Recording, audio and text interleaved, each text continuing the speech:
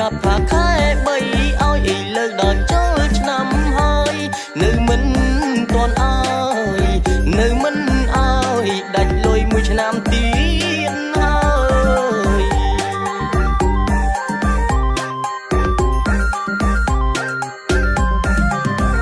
ចូលឆ្នាំនេះមានលុយឯណាចាយទៅមានមុខណាជួបម៉ែអើបើនៅជំពាំងលុយគេមិនតន់សងផងមិនតន់សងនឹកឡើងអាណិតម៉ែនឹង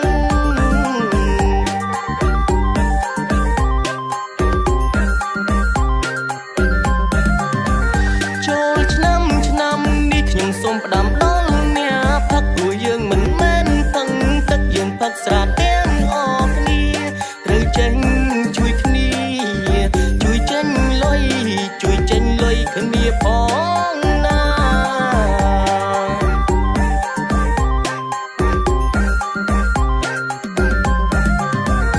អ្នកគ្មានលុយផឹកចាប់មន់មកទេចេញទឹកទៅចាប់ឲ្យលឿនព្រឹបតែកុំឲ្យម៉ែកូនតន់ប្រយ័ត្នម៉ែតូន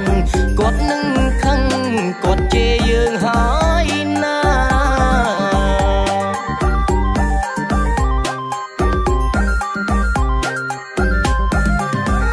បើមានខំឆ្កងសំបងប្អូនកុំខឹងអីពួកខ្ញុំអ្នកចំរៀងថ្មីមិនតន់នឹងមានស្នាដៃ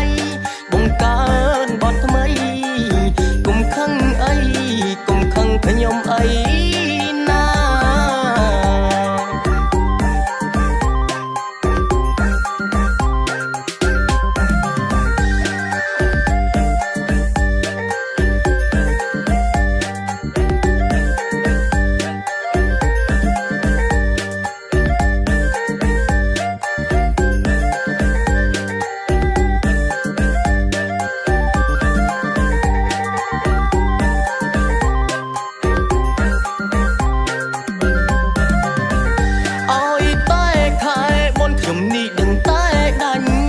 ប្រាប់ថាខែ3ឲ្យលើកដល់ចូលឆ្នាំហើយនៅមិន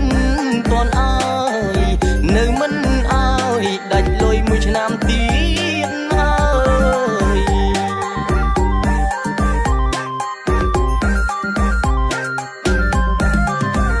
ចូលឆ្នាំនេះមានលុយឯណាចាយទៅមានមុខណាជួបម៉ែអើបើនៅជំពាំងលុយគេមិនតន់សងផងមិនតន់សងនឹកឡើងអាណិតម៉ែនឹង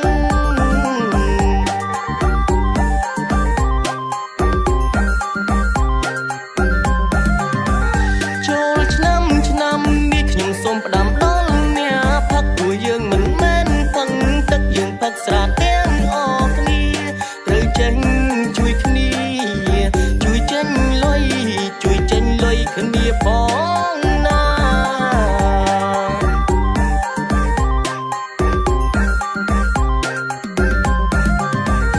អ្នកគ្មានលុយផឹកចាប់មន់មកទេចេញទឹកទៅចាប់ឲ្យលឿនព្រឹបតែកុំ